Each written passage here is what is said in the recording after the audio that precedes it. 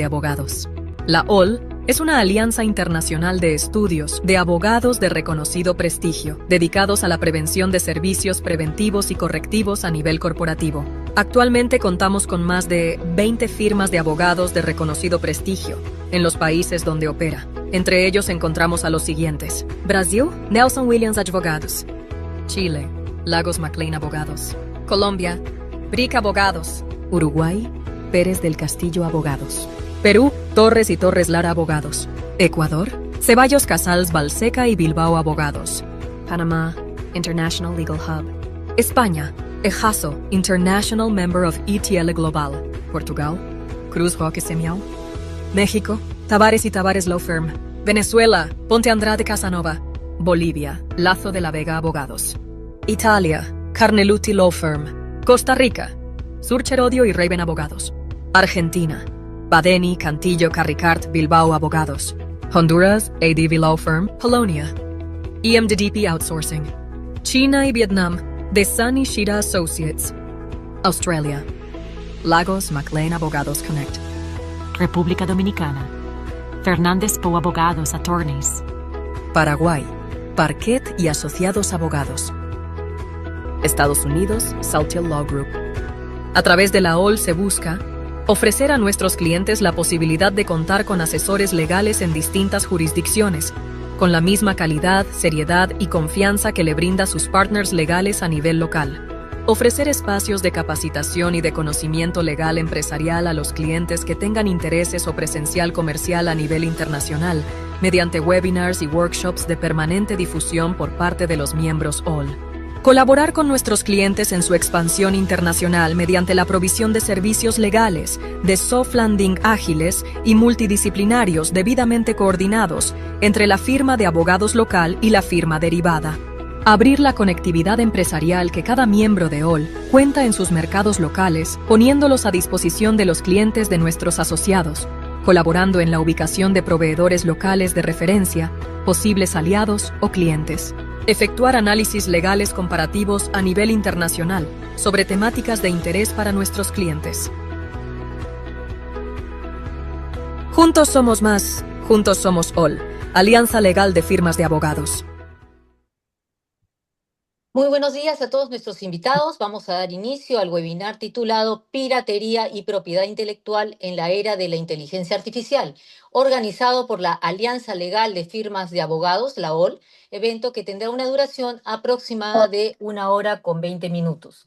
Antes de ingresar al tema central del día de hoy, me permito muy brevemente presentarles a la Alianza Internacional de Firma de Abogados, la OL, entidad organizadora del presente evento. OL, para todos aquellos que no nos conocen, es una organización internacional con presencia actualmente en más de 20 países que agrupa a estudios de abogados de reconocido prestigio, todos de carácter multidisciplinario dedicados a la prestación de servicios preventivos y correctivos a nivel corporativo. A través de la OL, lo que se busca es presentar ante el mercado legal internacional una opción seria y segura para la atención de temas de naturaleza legal corporativa con el mismo nivel de calidad y eficiencia en países donde operamos. OL es, por tanto, un emprendimiento colectivo de carácter internacional impulsado desde hace ya 7 años por importantes estudios de abogados de la región y conformada actualmente por más de 20 firmas asociadas de Norte, Centro, Sudamérica, como también de Europa, Asia y Oceanía. Ahora bien, ya ingresando a la temática del día de hoy, aprovechamos en este punto para comentar a nuestros invitados que en caso de tener alguna consulta, esta puede ser formulada a través del chat del Zoom. Las mismas que esperamos sean contestadas al finalizar las presentaciones del día de hoy, en la medida que contemos con suficiente tiempo para ello. Colocar, sí, les pedimos su pregunta muy puntual y a quién va dirigida. Los ponentes que participarán el día de hoy son los doctores Federico Pérez del Castillo, de OL Uruguay, de Pérez del Castillo, Abogados y Escribanos, el doctor Mauricio Paredes Contreras, OL Perú, de Torres y Torres Lara Abogados, la doctora Verónica Banrel, OL Uruguay, de GP Abogados, el doctor Martín Pecoy, OL Uruguay, docente de la Universidad de Montevideo, y el doctor Alejandro Cifuentes de OL, México, de Tavares y Tavares Law Firm. Las hojas de vida correspondientes están viéndolas en este momento en la diapositiva. A todos ellos les agradecemos mucho por su valiosa participación. Finalizadas sus exposiciones, tendremos una estación de preguntas, si el tiempo lo permite. Les pedimos que en este momento todos apaguemos nuestros micrófonos, obviamente salvo el expositor. Cada ponente tendrá un máximo de 10 minutos para desarrollar el tema. Sin más preámbulos, le damos el uso de la palabra a nuestro primer expositor, el doctor Federico Pérez del Castillo, OL Uruguay de Pérez del Castillo, Abogados y Escribanos, y director del Comité de Propiedad Intelectual de la OL. Adelante, Federico. Muchas gracias, Silvia. Muy buenos días para todos. Les doy la bienvenida a este webinar dedicado a la piratería digital y a la propiedad intelectual en la era de la inteligencia artificial. Estamos muy emocionados de ver en este primer webinar del año a una cantidad importante de inscriptos de varios países en los cuales estamos presentes a través de nuestros socios de la red OL, que es una alianza de firmas de abogados que ya estamos presentes en más de 20 países. Nos convoca un tema particularmente relevante para la práctica jurídica actual, en un contexto en el que los avances tecnológicos están desafiando de manera directa los fundamentos clásicos del derecho de autor y de la propiedad intelectual en general. La irrupción de sistemas de inteligencia artificial capaces de crear, reproducir y transformar contenidos plantea interrogantes jurídicos que ya no son teóricos, sino profundamente prácticos. Hoy nos enfrentamos a nuevas formas de piratería digital que no siempre responden a los esquemas tradicionales de infracción. Entrenamientos algorítmicos realizados a partir de grandes volúmenes de obras protegidas, generación automatizada de contenidos que reproducen estilos, estructuras o elementos sustanciales de obras preexistentes, y una creciente dificultad para identificar responsables, probar la infracción y determinar la titularidad de los derechos involucrados. En este escenario, conceptos jurídicos centrales como la autoría, la originalidad y la titularidad de los derechos se ven tensionados. ¿Puede hablarse de obra protegida cuando la creación es generada por un sistema de inteligencia artificial? ¿Cuál es el rol del ser humano en este proceso creativo? ¿Quién responde jurídicamente cuando un sistema algorítmico infringe derechos de propiedad intelectual o facilita prácticas de piratería digital? A su vez, los marcos normativos vigentes, pensados para una lógica de creación humana y reproducción analógica o digital tradicional, resultan en muchos casos insuficientes para abordar estas nuevas dinámicas. Esto obliga a los operadores jurídicos a repensar estrategias de protección, mecanismos de cumplimiento normativo y criterio de responsabilidad, así como a seguir de cerca las tendencias regulatorias y jurisprudenciales a nivel internacional. A lo largo de este webinar vamos a analizar estos temas desde una perspectiva jurídica y del derecho comparado, abordando la autoría y la titularidad de las obras creadas con inteligencia artificial, la responsabilidad legal en la era algorítmica y los principales desafíos regulatorios y tendencias internacionales en materia de propiedad intelectual. El objetivo, entonces, es generar un espacio de reflexión y debate que nos permita anticipar riesgos, identificar oportunidades y aportar herramientas útiles para la práctica profesional, en un entorno en el que la innovación tecnológica avanza muy rápido y más rápido aún que la regulación. Les agradezco su participación y los invito a acompañarnos activamente durante la exposición y el intercambio final. Muchas gracias, Federico. A continuación, damos el uso de la palabra al doctor Mauricio Paredes Contreras, representante de OL Perú del estudio Torres y Torres Lara Abogados. Adelante, Mauricio.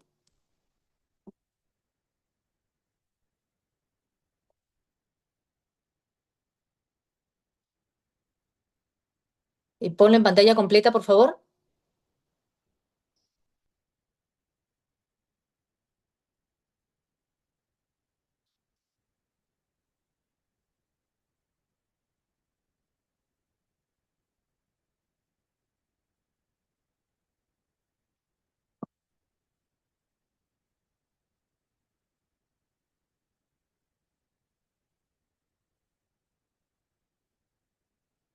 Correcto, se ve en pantalla completa. Adelante. el tema que me toca a mí exponer es innovación versus derecho a autor. Ahora con la, con la creación de la inteligencia artificial, cada año se está innovando sobre este punto, pero lamentablemente estamos sobre un esquema regulativo que todavía tiene retos para poder regular la inteligencia artificial. Entonces, estamos hablando de innovación. Cada año se innova más sobre inteligencia artificial, pero innovación significa muchas veces utilizar creaciones ya protegidas de terceros. ¿Eso es bueno? ¿Es malo? En mi opinión, siempre se ha dado. Es por eso sí voy a empezar esta exposición con la frase sobre hombros de gigantes. Esa frase fue tomada por Sir Isaac Newton cuando él decía, cuando creó la teoría de la gravedad, si he visto más lejos, ha sido porque me he subido a hombros de gigantes. Siempre cuando se innova se utiliza creaciones de terceros. No significa que estamos ante un plagio. Ideas, tendencias, lo que hace que esas personas, en base a esas ideas, hagan o creen algo nuevo. Stephen Hawking, cada generación se apoya de los hombros de aquellos a los que les han precedido, tal como yo hice yo, un joven estudiante del doctorado en Cambridge. ¿Qué lecciones podemos tener acá? Utilizar el conocimiento de grandes pensadores para lograr un progreso intelectual mayor. El progreso científico es un esfuerzo colectivo en donde cada generación se construye por los cimientos de la anterior. Pero ¿qué ocurre con la inteligencia artificial? Ya no estamos frente a una creación, un análisis. Esto puede decirse en un prompt. Veamos ahora las tendencias de qué es lo que ocurre acá o lo que ocurrió en el Perú. Acá algunas noticias de febrero de 2025, casi hace un año. Crece el uso de inteligencia artificial en el Perú, el 57% la emplea en sus tareas laborales diarias. Casi después de un año, diciembre de 2025, Diario Gestión, ya el 67% de grandes empresas en Perú aceleró adopción de inteligencia artificial. ¿Qué viene el 2026? Enero de 2026. 2026 será el año en el que los agentes de la IA se integren de manera profunda en las organizaciones según Google Cloud. 2026, el año de la inteligencia artificial. Realmente la IA ha democratizado la creatividad, pero también ha traspasado los límites de la propiedad intelectual y la responsabilidad legal. Hay que tener en cuenta que detrás de la ejecución de un prompt existe una serie de pasos previos en la que la inteligencia artificial pueda funcionar. Ahí estamos hablando del Machine Learning en inteligencia artificial generativa, que es recopilación y preparar un conjunto de datos. De ahí, entrenamiento de un modelo mediante algoritmos de uso automático a partir de dichos datos. Y utilización de un modelo entrenado para producir el contenido como imágenes a partir de patrones aprendidos durante el entrenamiento. Entonces, ¿qué uso se les da a la inteligencia artificial generativa? Y eso se da en la vida diaria. Redacción de correos y documentos. Voy a hablar de lo más elemental. Redacción de correos y documentos, creación de imágenes, videos y audios, rediseño de marcas existentes, creación de piezas publicitarias para campaña, generación de banners para redes sociales, generaciones de planos y diseño. Eso es para hablar de lo más elemental. ¿Cuál es la fuente de la inteligencia artificial? Como lo venía señalando, la inteligencia artificial produce en base a un entrenamiento con grandes volúmenes de información de datos, artículos, sitios web públicos, textos educativos. Sobre ellos se aprenden los patrones, las estructuras ¿ya? Y el contexto de las palabras. Finalmente, la IA predice qué palabra, frase o idea es la que probable que siga según lo que se entrenó y construyó. Resultado basándose en las estadísticas, estructura y coherencia en base a lo que se pide. Y ahí va un poco lo que decía Federico sobre los retos que hay sobre la vulneración de derecho a autor. Entonces ya no estamos hablando sobre hombros de gigantes, ahora estamos hablando sobre hombros de la IA. El esfuerzo ahora es sobre la base de un prompt a efecto de hacer una creación. El esfuerzo colectivo de análisis, revisión y casuística se resume sobre la base de un prompt o instrucción que se le hace a la IA. La producción que hace la IA generativa estará estrechamente ligada a una serie de probabilidades y escenarios ya entrenados y alimentados por un software que genera la inteligencia artificial. ¿Hasta qué punto las respuestas a los requerimientos o prompts enviados por un tercero pueden ser catalogados como obras predictivas sin vulnerar el derecho de autor de terceros? ¿Hasta qué punto un sistema de IA puede ser considerado como autor de una obra creada en base a un algoritmo? ¿Hasta qué punto el usar obras protegidas durante la etapa de entrenamiento de la IA puede vulnerar derechos de autor de terceros?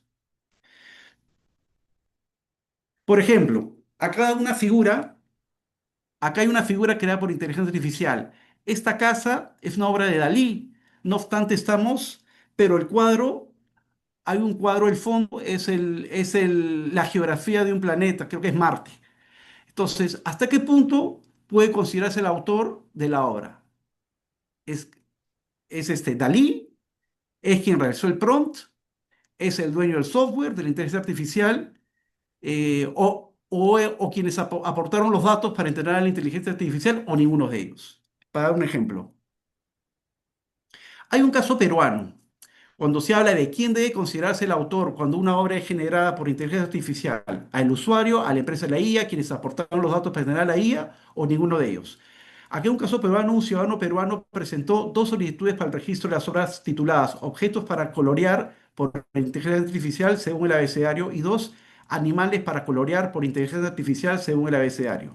Si bien la plataforma es capaz de generar una imagen única, ello no significa que pueda atribuirse la autoría a la inteligencia artificial, ya que no tiene la capacidad de crear con intención, contexto artístico ni sentido de conciencia personal, siendo sus resultados el producto de algoritmos que procesan datos, patrones e información almacenada de creaciones preexistentes. Tenemos eh, el caso de Estados Unidos. El 30 de enero de 2025, la Oficina de Derechos de Autor de Estados Unidos aceptó el registro de una imagen generada con inteligencia artificial, tras considerar la existencia de intervención humana en el proceso de creación. En el caso de Estados Unidos, se permite registrar obras creadas con inteligencia artificial siempre que haya novedad, que haya una autoría y siempre que haya una participación humana. La oficina reiteró que las creaciones generadas íntegramente por inteligencia artificial no pueden beneficiarse de la protección jurídica, ya que la legislación vigente no reconoce la autoría de las máquinas. No obstante, la oficina ha aclarado que las creaciones que combinan la intervención humana con la IA sí pueden ser objeto de protección, siempre que la aportación humana tenga un carácter creativo y significativo.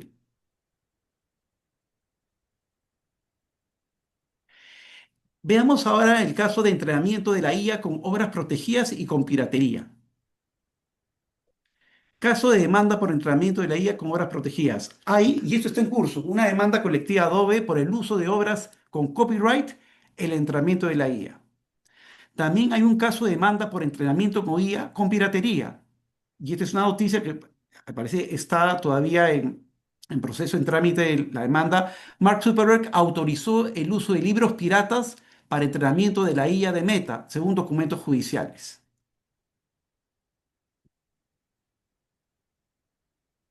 Finalmente, acá en el Perú se emitió el reglamento de la Ley 31814, ley que promueve el uso de inteligencia artificial en favor del desarrollo económico y social del país, aprobado por el Decreto Supremo 115/2025. En el artículo 7 expresa principios rectores para la promoción del uso de inteligencia artificial. Dicho artículo, en el inciso E, habla de respeto al derecho a autor y derechos conexos.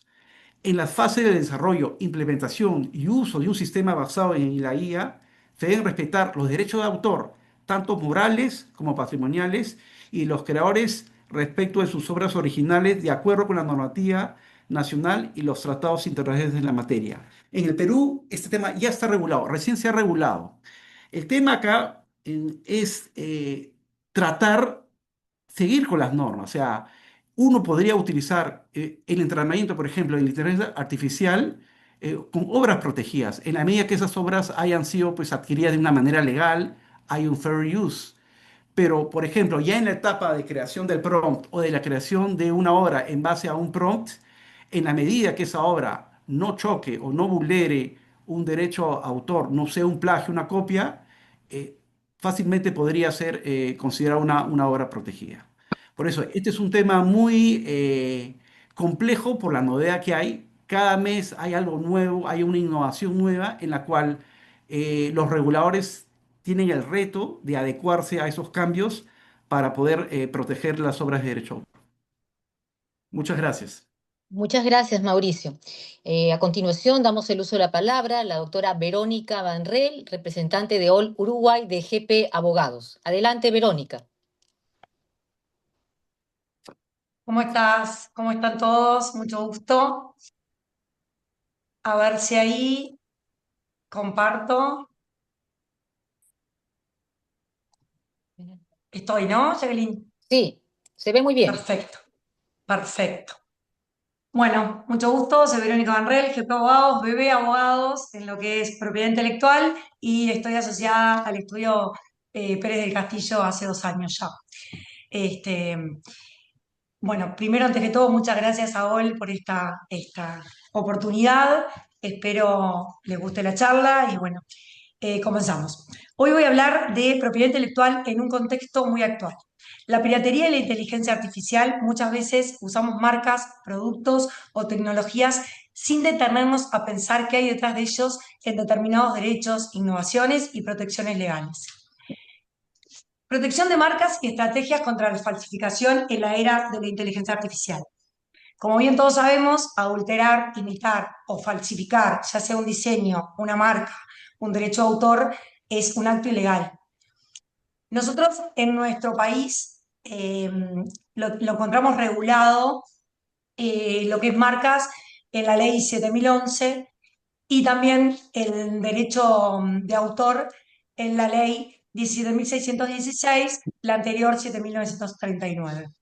La idea no es tanto hablar de lo que son las leyes, porque obviamente tenemos 10 minutos y es bastante más práctico, pero bueno, voy a dar una explicación de lo que entendemos nosotros por marca, por diseño industrial, por derecho de autor, para después introducirnos en lo que son los casos prácticos en Uruguay para la piratería. Antes de comenzar el webinar, charlábamos un poco con los colegas y bueno, hablábamos que tanto en Uruguay, si bien estamos en la era de la IA, no tenemos tantos casos, bueno, Martín después va a hablar, pero no tenemos tantos casos como para poder demostrarle al mundo, ¿no? Sino nos tenemos que ayornar a lo que tenemos, introducirlo a la IA. Bueno, ¿cómo proteger una creación? Es lo principal. Es necesario contar siempre con un buen asesoramiento en cuanto a la protección de las creaciones, planificar la protección de manera tal que se pueda combatir al infractor. Yo entiendo que esto también cambió con la era de la inteligencia artificial. ¿Por qué? Porque hoy por hoy las consultas son cada vez más. Cuando viene un cliente y te consulta, quiero registrar una marca. Bueno, pero ¿qué pasa si después el chat GPT le hace el mismo diseño de la cartera a un infractor? Entonces, las consultas se hacen cada vez más con respecto a lo que es la protección. Por lo cual es importantísimo a la hora de asesorar, porque entiendo que acá la mayoría somos profesionales, a la hora de asesorar a nuestros clientes, explicar bien cuáles son las herramientas de protección que tenemos para cuando se enfrentan a un caso de IA, saber bien cuáles son las herramientas que van a tener jurídicamente para protegerse y también combatir, ¿no? Bueno, en Uruguay, ¿qué es una marca? Según el artículo primero de la ley 7011, se entiende por marca todo signo o aptitud para distinguir los productos o servicios de una persona física o jurídica de los de la otra. La marca, siempre digo lo mismo, es una promesa que le hace el creador al consumidor. La marca no termina con un logo, nace, muere en el cerebro y vive en el cerebro de las personas. Registrar tu marca es asegurar tu identidad, proteger tu inversión. Siempre digo lo mismo, no dejes que otros te aprovechen de tu esfuerzo y de tu creatividad. Cuando hablamos de diseño industrial,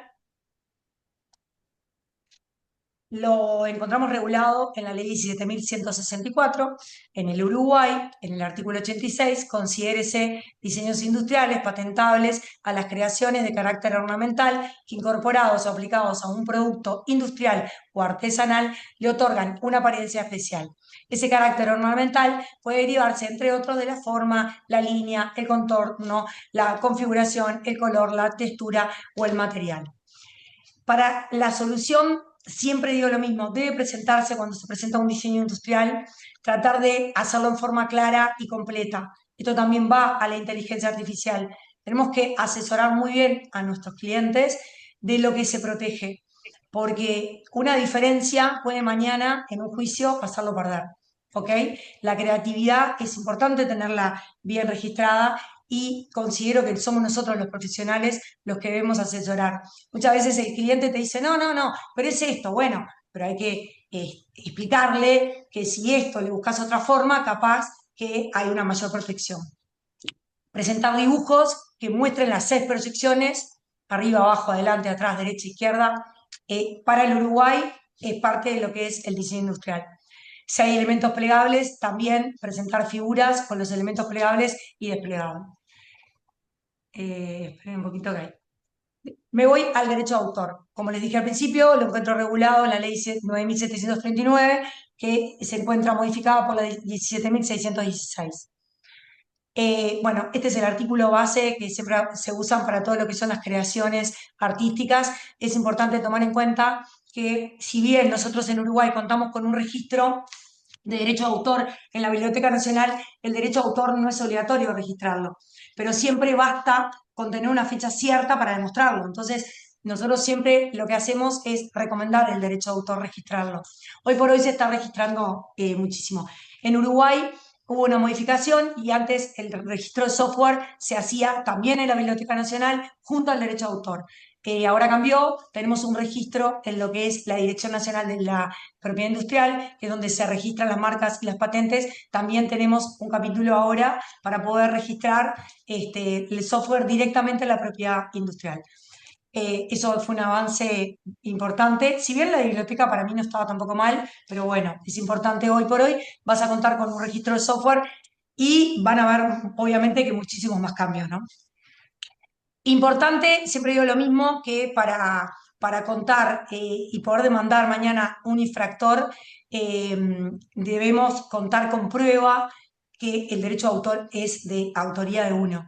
¿Cómo se prueba? Se prueba con prueba documental, prueba fotográfica, facturas de la creación de lo que sea un logo, por ejemplo, que mañana querés también pedir un derecho de autor y querés también agregar un logo dentro del derecho de autor. La idea es que siempre en las obras, que es todo lo que es diseño de moda, porque yo aparte de abogada soy diseñadora de modas y me dedico mucho a la parte de Fashion Law, me encanta Fashion Law, siempre le digo a todos nuestros clientes que tienen que tener estampado, por eso lo pongo ahí, en la obra, algo que indique que es suya. Para que los titulares de las obras y demás derechos protegidos en la presente ley, salvo prueba en contrario, sean considerados como titulares y admitidos en consecuencia frente a autoridades, ya sea judiciales, penales, administrativas, sí o sí, y para poder demandar a los infractores, deben contar con el estampado de la obra, de su marca, de su nombre, de lo que sea. Es un poquito, toda esta introducción la hago a los efectos de cuando hablamos de piratería. Bueno, hablamos de piratería. ¿Qué es la piratería? La piratería es la copia, el uso no autorizado de productos, contenidos o marcas. ¿Qué es la propiedad intelectual? Es el derecho que protegen esas creaciones literarias, artísticas, tecnológicas. Hoy por hoy, con el software, como les contaba en Uruguay, tuvimos un gran avance con el registro del software en la oficina de la DNPI. ¿Por qué es relevante en la era digital? ¿Por qué? Porque la IA reproduce, crea y distribuye contenido sin permiso del verdadero creador. Nosotros, si bien la verdad cuando planteé en el comité con Federico esta charla, no encontré realmente casos, de hecho consulté con el doctor Elgin también, no encontré casos que realmente sean significativos, pero en la búsqueda, el año pasado, que fue muy, muy conocido, se encontró un fallo histórico en la legislación de la IA, que ahí ven la publicación en El Observador, que es un diario uruguayo, lo cual también llegó acá, que marcó un antes y un después en lo que fue la IA con respecto al derecho de autor. ¿Por qué marcó un antes y un después? Porque este fallo lo que hizo fue que la empresa Anthropic tuvo que pagar $1,5 millones a diferentes autores que usaron sus obras y estos reclaman. Entonces, ¿por qué? Porque justamente marca un antes y un después porque hay que entrenar yo doy clases en facultad, hay que entrenar a los chicos, hay que entrenar a los profesionales, que no es simplemente pongo el texto y lo indico y voy y hago una cartera, por ejemplo, igual a la otra, y porque si me lo creó ChatGPT, no tengo problema. Seguramente todos ustedes lo deben hablar a diario, que las creaciones siempre hay alguien que la creó, entonces hay que investigar antes de largarnos a decir no es creación propia. Entonces, entrenar modelos de IA no es gratis si se usan con obras protegidas. Las empresas pueden enfrentar costos enormes si no se licencian esos contenidos, como en este caso, $1,500,000 a todas las obras que se encontraron pirateadas.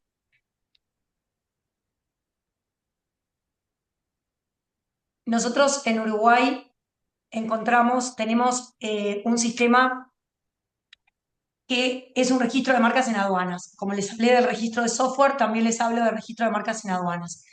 La aduana, obviamente, entiendo que también se está ayornando todo lo que es la DIA, ¿no? En Uruguay. Los estudios de marcas hacen muchos webinars, seminarios, y participan aduanas, participa policía, participa el Poder Judicial. Venimos trabajando muchísimo todos los estudios, lo que es también AUDAPI, que es la Asociación de Agentes del Uruguay de Marcas. En Uruguay se incautaron el año pasado, según una investigación, 550.000 productos falsificados en un año, entre juguetes, ropa, electrodomésticos, cosméticos, ¿tá? Eso es un riesgo enorme para la economía, también sanitario, de seguridad. Hay cosméticos, se encuentran shampoo que se venden en la calle, que no tienen ningún tipo de autoridad del Ministerio de Salud Pública.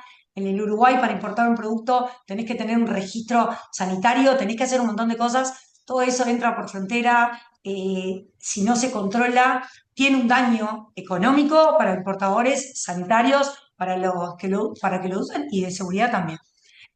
Un minuto, Verónica, te queda un minuto. Bueno, lo hago corto. Entonces tenemos un registro de marcas en el cual los titulares de los registros de marcas tienen que inscribir sus marcas para que la aduana, mediante este registro, pueda supervisar. La aduana abre los contenedores y le avisa únicamente a las marcas que están registradas que encuentra productos en infracción. Voy terminando. Bueno, conclusiones. La propiedad intelectual protege la innovación, la creatividad, y es necesario que se adapte a los nuevos desafíos digitales. La piratería es un riesgo para la salud y la seguridad. La clave para todos los nuevos desafíos a los que nos enfrentamos es la colaboración entre instituciones, empresas y propios creadores. Las soluciones, mayor educación sobre los derechos de autor y criterios éticos en el uso de la IA, herramientas tecnológicas para bloquear la piratería online y cooperación entre el sector público y privado, como seminarios, controles y mecanismos. Y Jacqueline, quería mostrar unos casos que los hago medio rapidito, si me lo permitís. Sí, no hay problema. Tenía un poquito más, se ve que me expandí en algo. Bueno, ¿cuáles eran las acciones civiles y penales? Eso no lo voy a decir.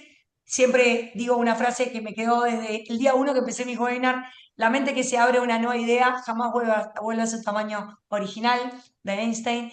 Y les quiero mostrar rapidito, que espero ahí lo ven, las últimas incautaciones que tuvimos, que me parece que está bueno. Estos son unas pulseras, no sé si ahí las ven. ¿Se ven bien? Son unas pulseras. Esto que ven acá no ingresó, como ingresa siempre, por aduanas Montevideo, el puerto de Montevideo, sino esto ingresa por el aeropuerto. Con Temu, que tenemos, están ingresando continuamente. Entonces, al tener las marcas registradas en aduana, nos comunican que está en esta marca, que es Pandora, y incautamos y automáticamente denunciamos. Se denuncia en la propia aduana. En Montevideo se denuncia en la aduana. Ahora, en el Aeropuerto Internacional de Carrasco, que compete la jurisdicción Canelones, tenemos que ir directamente a Fiscalía. Y acá tenemos unas camisetas de fútbol que también se cautaron. Este es el acta en el cual nos avisan, por el cual abre aduana, Temu, y bueno. Y acá las tenemos, las camisetas de un cuadro de fútbol uruguayo, que también se incautaron. Bueno, muchísimas gracias nuevamente a todos, a Federico, por dejarme ser parte del comité, de OL, y bueno, y a OL en particular por esta oportunidad. Y bueno, buen webinar para todos los demás. Muchísimas gracias, Verónica. A continuación, escucharemos a Martín Pecoy de All Uruguay. Adelante, Martín. Buenos días para todos. Muchas gracias, Silvia. Muchas gracias, Sol, por la invitación.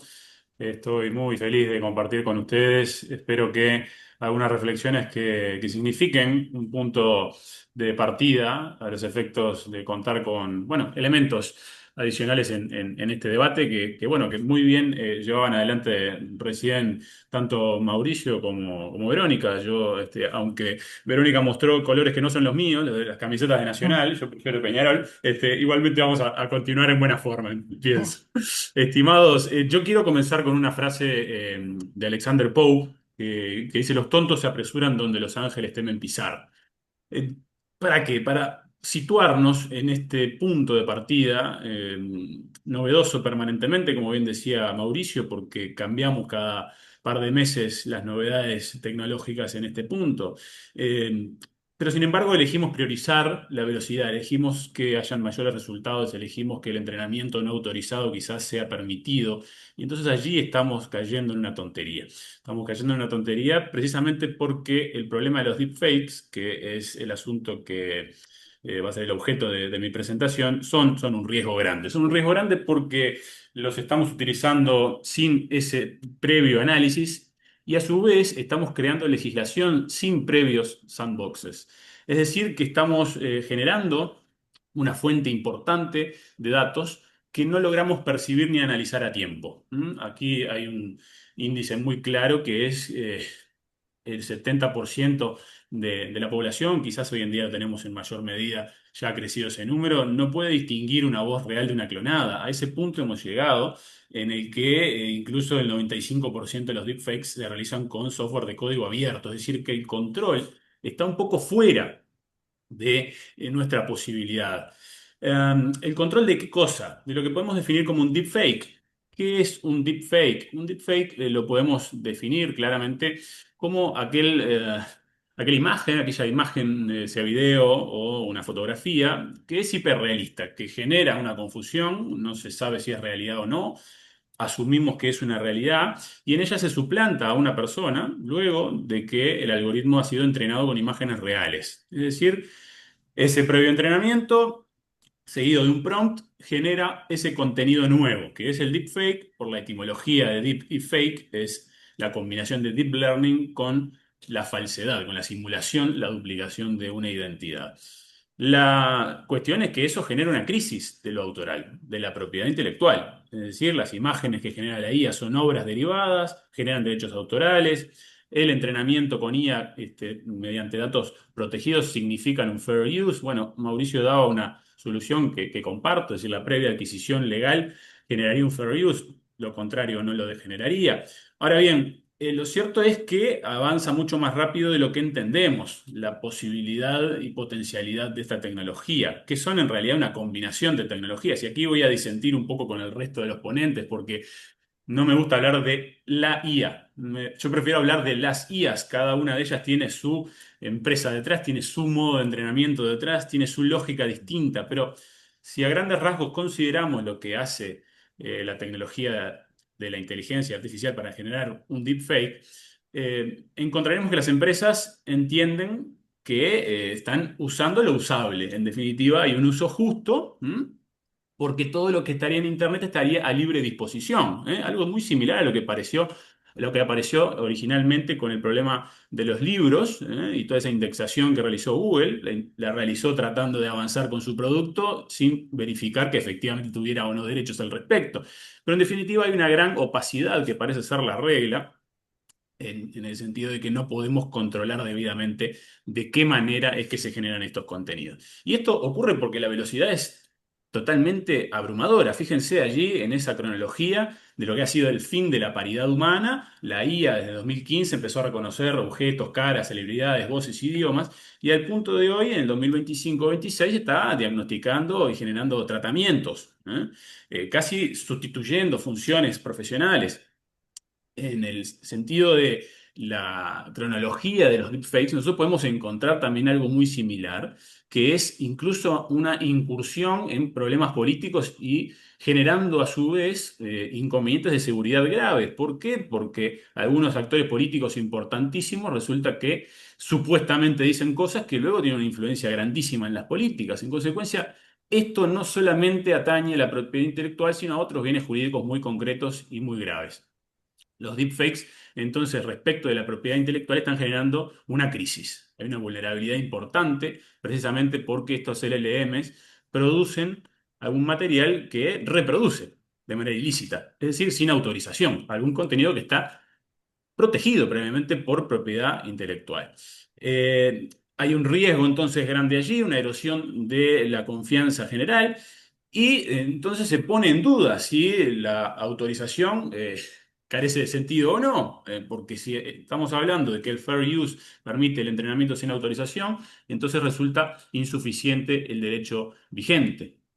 ¿Qué ocurre a su vez a nivel de OMPI? Pues que OMPI nos dice precisamente hay una crisis en esta materia. ¿Y cómo hacemos para paliarla? Bueno, con transparencia, una infraestructura adecuada, una escalabilidad de los modelos que se apliquen a nivel global y con innovación. En innovación respecto del consentimiento y de la compensación, que sean efectivamente dados a tiempo ambos remedios.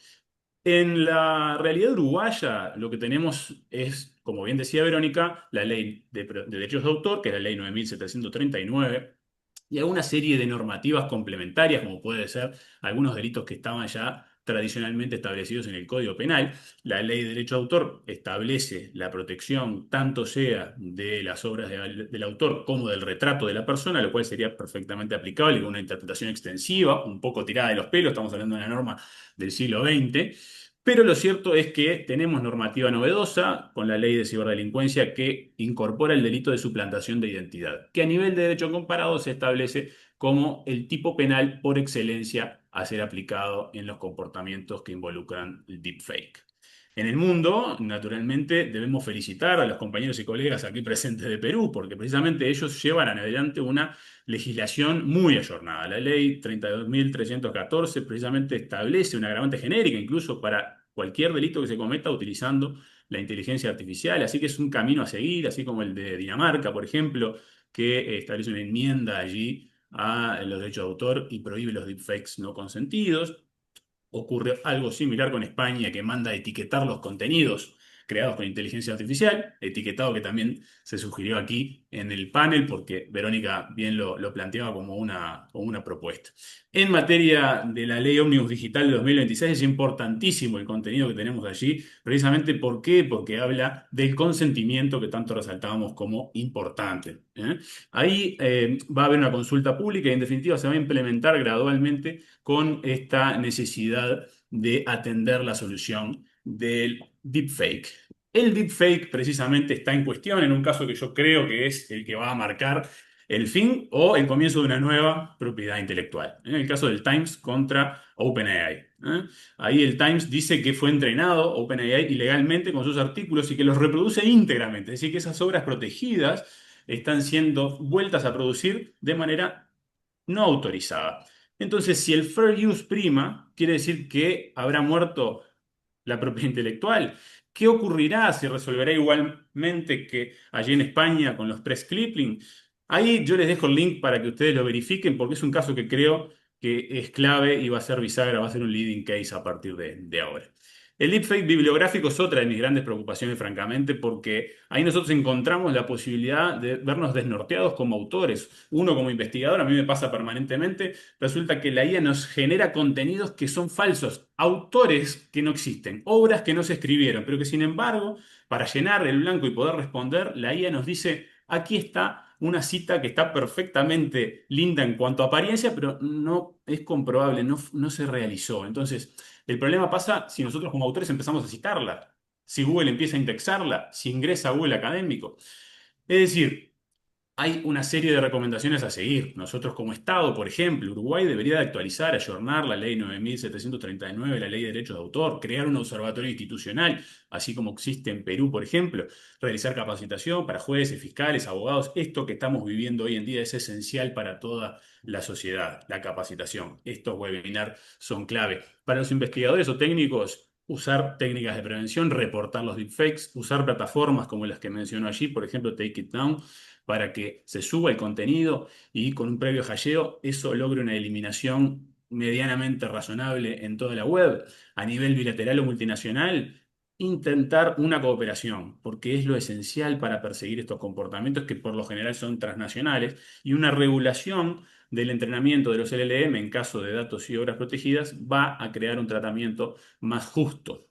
Y para los abogados les recomiendo el consentimiento, es decir, anunciarle a nuestros clientes de qué manera trabajamos, si es que estamos introduciendo la IA para nuestro trabajo, bueno, que lo conozcan, que lo usamos como herramienta y que en definitiva eso tiene sus riesgos, pero va a estar la labor humana detrás, que no hay una sustitución del profesional por la labor de la IA. Ese punto de vista es el que a mí me mueve a decir que la propiedad intelectual está siendo desafiada hoy en día. Las posibilidades de criminalizar los deepfakes también. Y necesitamos capacidad crítica, más que nunca. Uruguay estableció una serie de tipos penales en la ley de ciberdelincuencia. No alcanzan, no hay una regulación específica del deepfake, pero por lo menos tenemos una figura que es la suplantación de identidad, que va a necesitar de una actualización o por lo menos una perfección en cuanto a los métodos de investigación. Es decir, el combatir el deepfake supone más regulación, más educación, más prevención, más infraestructura. Yo les dejo aquí como material guía alguna serie de consideraciones que mencionaba de OMPI, algunos artículos que son muy interesantes, también el Observatorio de Perú y también el Libro Blanco de la Unión Europea, que es un material de referencia. ¿Qué quiero decir con esto? Espero que existan más instancias como la que estamos viviendo y será hasta la próxima vez que un colega como ustedes me convoque o hasta que la IA nos permita debatir, porque como saben, ya la IA tiene sus propias redes sociales y están debatiendo sobre lo inconformes que están con los seres humanos. A crear una nueva propiedad intelectual con la IA. Estimados, muchas gracias. Buenos días. Muchas gracias, Martín. A continuación, para cerrar este ciclo de charlas, presentamos al doctor Alejandro Cifuentes, representante de la OL México de Tavares y Tavares Law Firm. Adelante, Alejandro. Sí, muchas gracias. Bueno, vamos a empezar para aprovechar el tiempo. Vamos a analizar un caso que ya mencionaron aquí en las exposiciones, que es el caso BART contra Anthropic, que vamos a analizar cómo es que se decidió lo que se decidió, que pues ya nos fueron adelantando un poquito, que la empresa Anthropic, que es la creadora de la inteligencia artificial, tuvo que pagar una cantidad de va a tener que pagar una cantidad de 1.5 billones de dólares a los autores que infringió sus obras. Voy a compartir la pantalla con la presentación.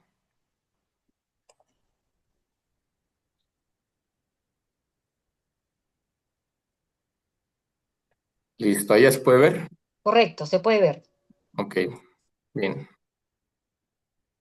Vamos a empezar primero con el análisis general del caso que se llevó en Estados Unidos, en la Corte del Distrito Norte de California, y las partes son tres principalmente demandantes, que es Andrea Bartz, Charles Graber y Kirk Wallace, que son tres autores de obras de no ficción, como ellos propiamente se refieren, y Anthropic, que más adelante vamos a ver por qué tiene tanta importancia este caso. Como les decía, Andrea Bartz es escritora y periodista, es autora de novelas y obras literarias, cuya actividad profesional se desarrolla principalmente en el ámbito editorial y periodístico. El siguiente autor es también periodista de investigación y es reconocido especialmente por su obra que seguramente muchos de ustedes han escuchado, que se llama The Good Nurse, y combina en esta obra investigación periodística y narrativa literaria. El otro autor, Kirk Wallace, es también escritor y periodista, autor de obras de no ficción y ensayos narrativos que son ampliamente difundidos. Estos tres autores, en representación de la clase o de una demanda colectiva, en representación de la colectividad, demandaron a Anthropic, que es una empresa dedicada al desarrollo de sistemas de inteligencia artificial generativa. Actualmente, en 2025, finales de 2025, está evaluada en 350 billones de dólares. Ha crecido más del doble desde el 2024, que fue cuando inició esta demanda, y es a su vez creadora de un modelo de lenguaje denominado Cloud, que es uno de los denominados grandes modelos de lenguaje, y su operación generó más de 9 billones de dólares en 2025 y ha conseguido decenas de billones de dólares en financiamiento de gigantes tecnológicos como Google y Amazon. Entonces, comencemos con los hechos del caso. Como mencionaba, esta empresa de inteligencia artificial en un inicio descargó millones de copias. Para hacer una precisión, se señala en la demanda que fueron más de 7 millones, para que puedan dimensionar, de copias de libros protegidos por derechos de autor de diversas páginas de internet de piratería que son conocidas. Y es público estas librerías de internet precisamente. Entonces, posterior a ello, bueno, esta descarga de los libros se realizó bajo la dirección de un ex integrante de Google, que era director de investigación, precisamente. Y para precisar también, esta empresa de inteligencia fue creada por 7 ex empleados de OpenAI, que es la empresa creadora de ChatGPT. Entonces, después de esta descarga de los libros, también para intentar sanear o corregir esta situación, gastaron varios millones de dólares comprando libros físicos, incluso usados, y también ejemplares que habían descargado ilegalmente, los compraron en físico, para luego digitalizarlos. Les arrancaron, incluso mencionan la demanda, arrancaron las portadas, las pastas de los libros, los digitalizaron y los almacenaron para posteriormente destruir el libro físico que habían comprado. Con esto, Anthropic creó una biblioteca denominada por ellos mismos como una biblioteca central con todos los libros del mundo para mantenerlos para siempre. Fueron tal cual las palabras que Anthropic utilizó. Y después de esto seleccionaron varios sets, que ellos así mencionan como a selecciones dentro de todas sus 7 millones de libros descargados y digitalizados. Los clasificaron por diferentes tipos de redacción, por temas, por ficción, por realidad. Seleccionaron varios sets y con ello entrenaron sus modelos de inteligencia artificial, sus modelos de lenguaje. Y con ello, a su vez, alimentaron Cloud, que es esta herramienta el chatbot, que es la estrella de Anthropic. Entonces, el asunto aquí, el tema a analizar y que se analizó en la sentencia, es si esto constituye una infracción a los derechos de autor o está protegido bajo la doctrina del fair use o uso justo. Entonces, primero, ¿qué se resolvió? Les voy a adelantar para que después podamos analizar punto por punto.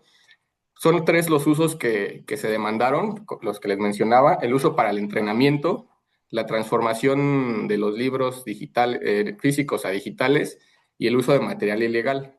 En primer punto, el uso de entrenamiento, el juez resolvió que sí constituye un fair use porque es un uso transformativo, y más adelante vamos a ver por qué.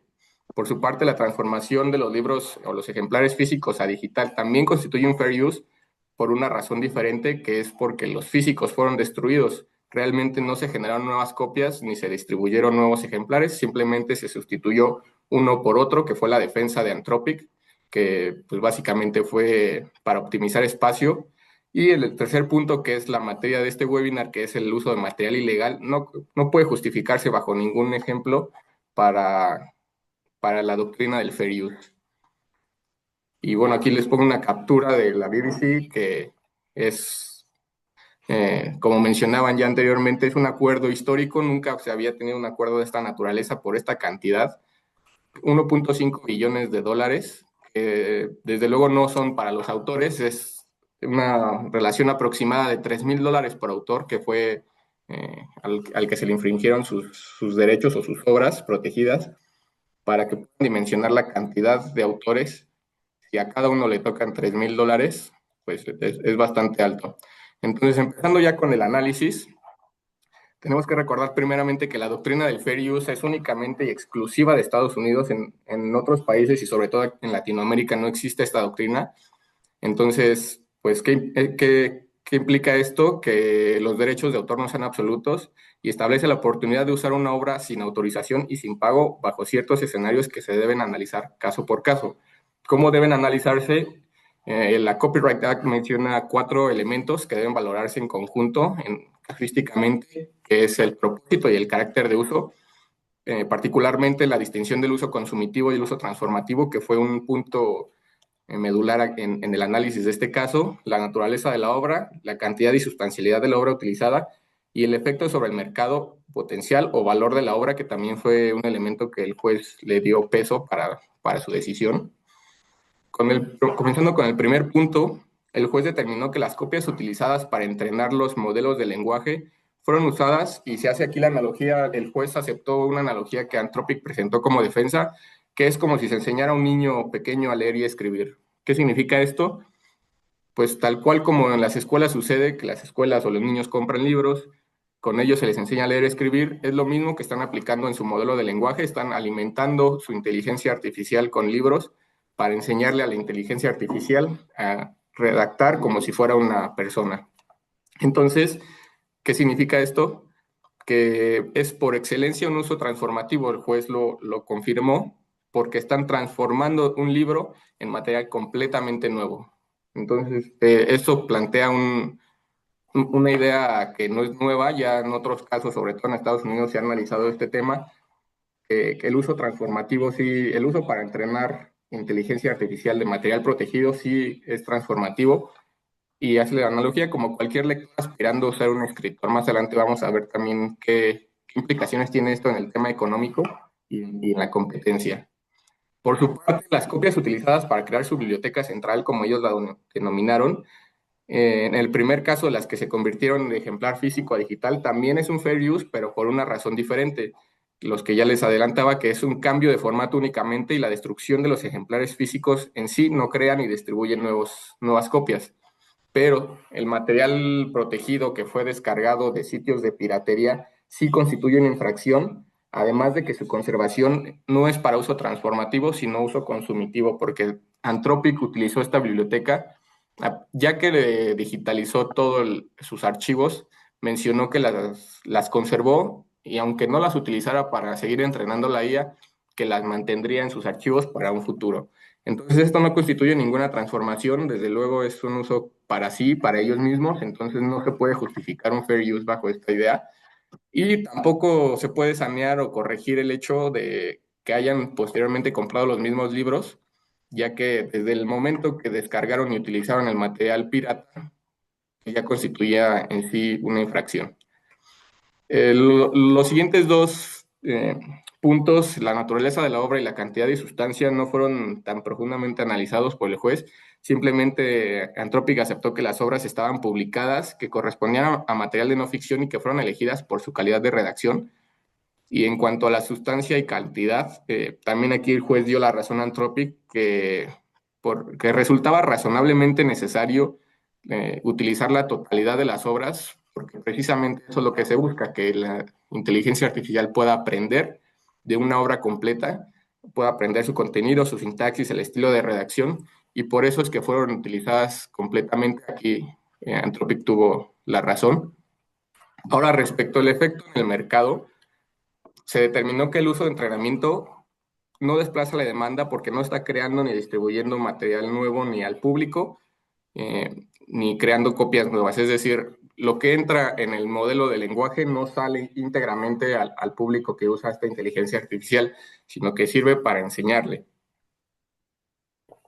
Y también una reflexión que realiza el juez es que el hecho de que pueda generarse nuevo material a partir del suyo, que fue una de las demandas de los autores que se quejaron de que esta inteligencia artificial, este modelo cloud, podía redactar en su mismo estilo debido a que se entrenó con su material, con sus obras publicadas. El juez dijo que no puede limitarse, ya que pues el espíritu de la materia de propiedad intelectual y de los derechos de autor es proteger la originalidad, los trabajos originales, más no protegerla o limitar la competitividad. Hace también la analogía de como un lector cualquiera que aspira a ser escritor algún día, no puede limitársele a ser escritor simplemente porque haya leído obras protegidas. Es decir, pues si él crea algo original y algo nuevo, tiene todo el derecho de hacerlo. Sin embargo, lo que vició todo este procedimiento fue el uso de material ilícito para construir su biblioteca central, lo que determinó el juez que esto sí desplazaba la demanda de los autores copia a copia. ¿Por qué? Porque simplemente en vez de comprar y adquirir los libros de los autores, los descargaron gratuitamente, lo que representa sí un daño a los autores. Sin embargo, en el caso concreto no lograron acreditarlo, entonces pues el juez no pudo darles la razón. Entonces, ¿qué nos deja esto? El análisis de tres situaciones, que es el entrenamiento, ya está más que sentado en diferentes precedentes que el uso de material protegido sí constituye un fair use, al menos en Estados Unidos, que tiene esta doctrina. Sin embargo, no puede realizarse bajo piratería con el pretexto, como intentó defenderse Anthropic, de que necesitan una cantidad masiva, descomunal de material para poder entrenarlo. Entonces, pues termino justo con esto para no alargarnos más y pues nos deja muchas reflexiones y preguntas para aplicarse en nuestras jurisdicciones. Muchísimas gracias, Alejandro. Muchísimas gracias a nuestros 5 expositores. Ahora vamos a pasar a una ronda de preguntas. Sí, les pedimos por favor a los expositores que contesten en forma muy puntual. A ver, en el caso de Mauricio Paredes, Mauricio de la OL Perú, ¿considera que debe ser legal que se entrene a un sistema de IA con obras protegidas por el derecho de autor? Mauricio. Sí, sí debería ser legal, debe ser legal utilizar obras protegidas para el entrenamiento de un sistema de uno de los sistemas de IA en la medida que hayan sido adquiridos de una manera legal. O sea, como Abraham, Martín y Alejandro aplicando el fair use. Ya, si esas obras han sido adquiridas de un sitio web o han sido bajadas pirata, no deberían ser protegidas. Pero el tema un poco va más allá, porque al final estas empresas de inteligencia artificial están lucrando un montón. Entonces, yo estoy casi seguro de acá a unos 2, 3 años hasta podría evaluarse la posibilidad de que se pague quizá una regalía, tal como ocurre con los fonogramas, con las empresas radiales que pasan música. Esta es una gran biblioteca, ya en la cual no está prohibido que se tenga esa biblioteca y que se use, pero a futuro estoy casi seguro que se va a evaluar la posibilidad de que se pague cierto tipo de regalía, lo cual también va a resultar un reto por la cantidad de obras que hay en estas bibliotecas de inteligencia artificial.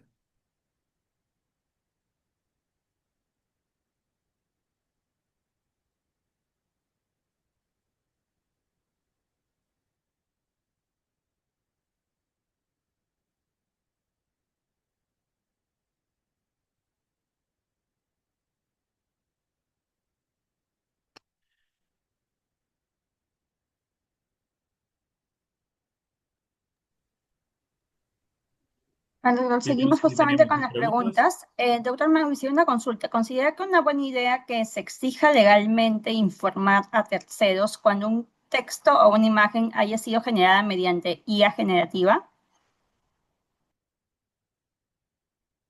A ver, me hablas de imagen.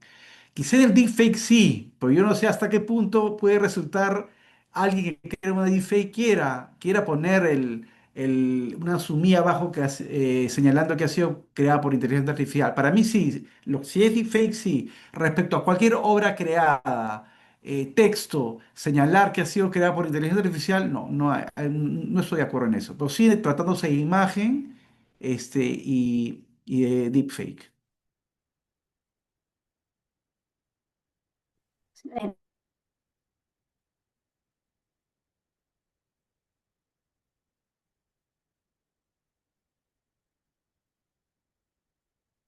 Sí. Si no, pasamos justamente a la siguiente pregunta.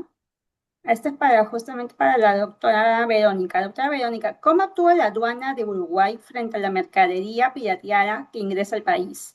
Incluso cuando se trata de productos tecnológicos o vinculados a la inteligencia artificial. Bueno, justamente es lo que dije en la presentación. La Dirección Nacional de Aduana controla tanto el ingreso como el egreso de mercaderías mediante un análisis de riesgo. Hay un sistema que se llama Sistema Lucía, en el cual ellos pueden controlar y cuando ven una importación, un ingreso al país y les aparece canal rojo, ellos pueden inspeccionar físicamente, así como también controlar la documentación y de esa forma detectar a ver si hay indicios de piratería.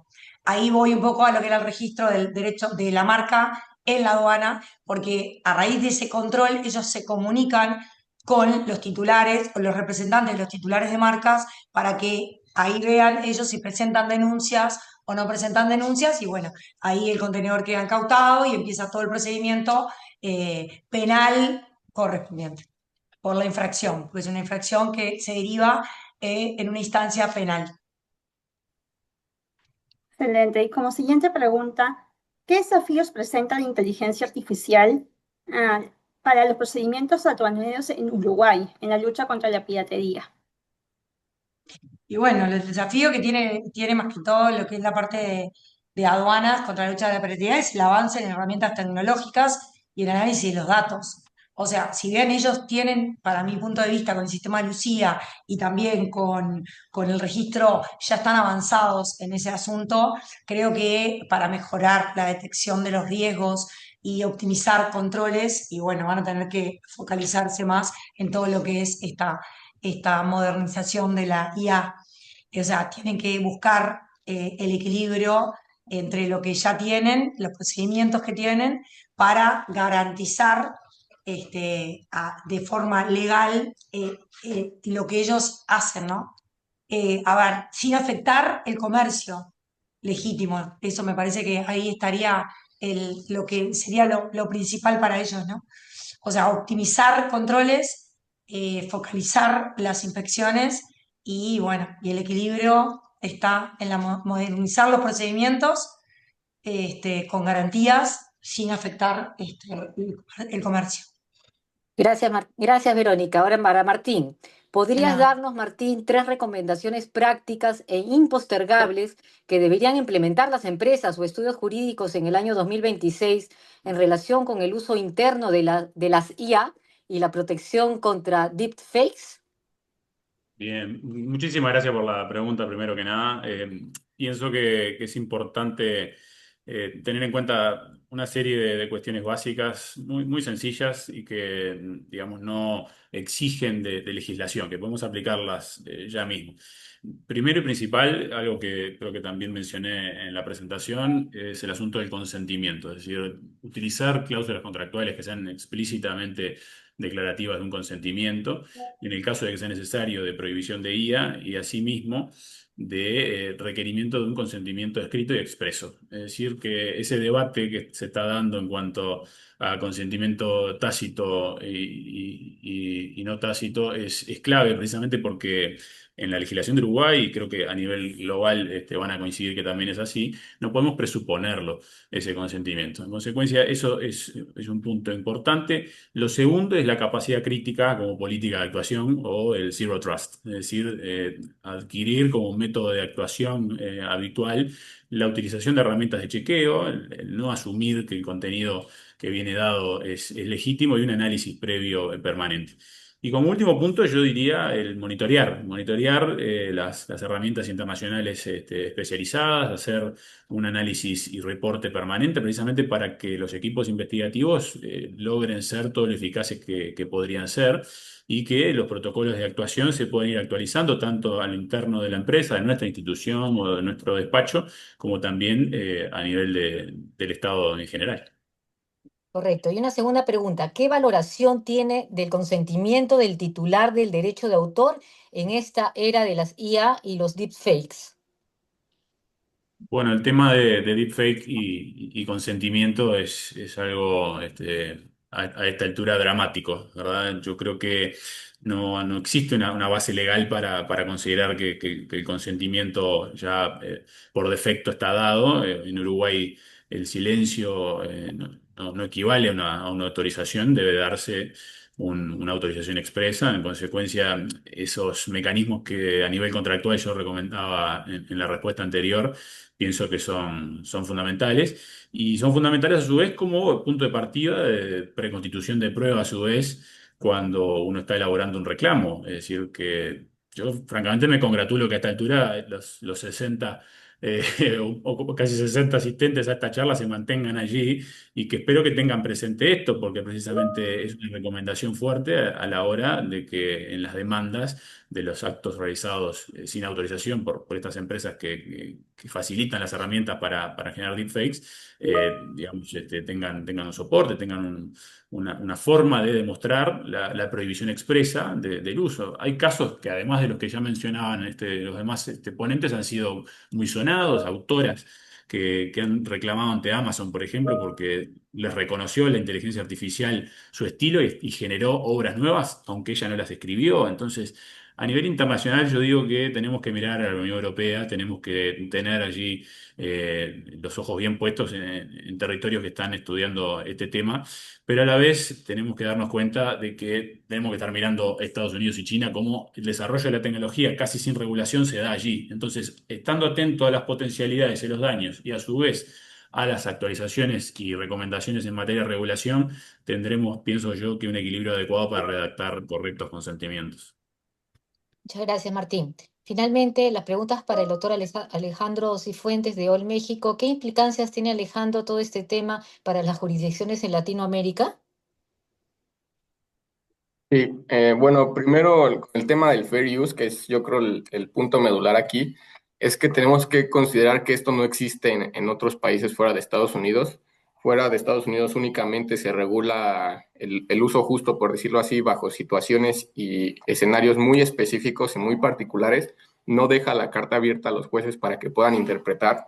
Entonces, pues se debe tomar únicamente como una guía, diría yo. Incluso para temas legislativos podrían en algún momento, en algún futuro, considerarse para implementarse, al menos en el tema de entrenamiento de inteligencia artificial. Yo creo que para su uso sí constituye un uso justo y transformativo, como ya habíamos explicado, pero pues no nos sirve para interpretaciones jurídicas en nuestros países. Correcto. Y finalmente, ¿qué soluciones se pueden plantear para resolver el uso masivo de obras, Alejandro?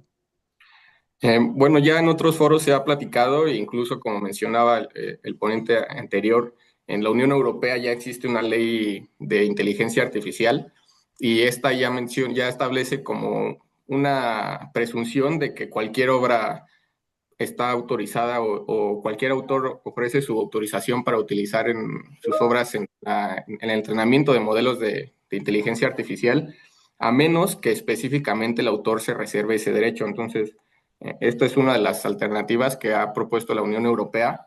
También se ha hablado ya con otros expertos en tema de gestiones de licenciamiento colectivo, que también tiene sus implicaciones. Todo gira en torno a la necesidad principal, que es el uso masivo. Es el problema principal aquí en el tema del entrenamiento. No puede concebirse una autorización individual porque es simplemente imposible. Ya vieron en el caso, son más de 7 millones de obras que fueron utilizadas, entonces es inhumano concebir una autorización individual. Yo creo que el licenciamiento colectivo es una solución bastante viable. Hay que ver en el futuro cómo se desarrolla esto.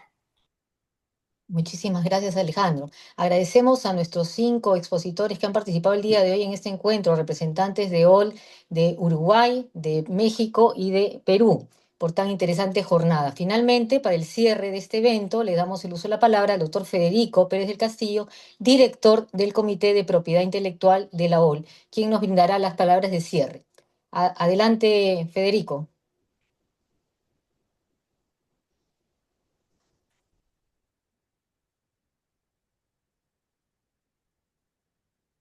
Muchísimas Federico, gracias. Muchísimas gracias, Silvia. Bueno, la verdad que fue un placer escuchar las 4 exposiciones, tanto de Alejandro, de Martín, de Verónica y de Mauricio. Súper interesante el derecho comparado, ¿no? Analizar diferentes jurisprudencias y casos doctrinales también que hemos escuchado y analizado. Y bueno, la verdad que desde el Comité de Propiedad Intelectual de OL, que como dije al principio, somos una red de firmas de abogados que estamos en más de 20 países, fue un honor poder contar con más de 200 inscriptos y más de 60 asistentes hoy a este webinar. La verdad que para ser el primer webinar del año fue un éxito. Y bueno, nosotros somos todos estudios full service. Cada uno tiene un departamento de propiedad intelectual. En nuestro caso lo tenemos en nuestras oficinas de Montevideo y también de Zona América, que es la zona franca más grande que hay en Uruguay. Y desde allí brindamos asesoramiento en propiedad intelectual, en piratería. Y bueno, todos los servicios que brindamos desde allí, por ser una zona franca, están exentos de todo tipo de impuestos. Así que bueno, pueden contar con nosotros para lo que necesiten en Uruguay. Y gracias a todos nuevamente por participar. Muchas gracias, Federico. Con esto damos por finalizado nuestro webinar. Esperamos reencontrarnos pronto en otros eventos. Seguimos trabajando y apostando por nuestros países y clientes. Muchas gracias y buena salud para todos. Adiós. OL, Alianza Legal de Firmas de Abogados.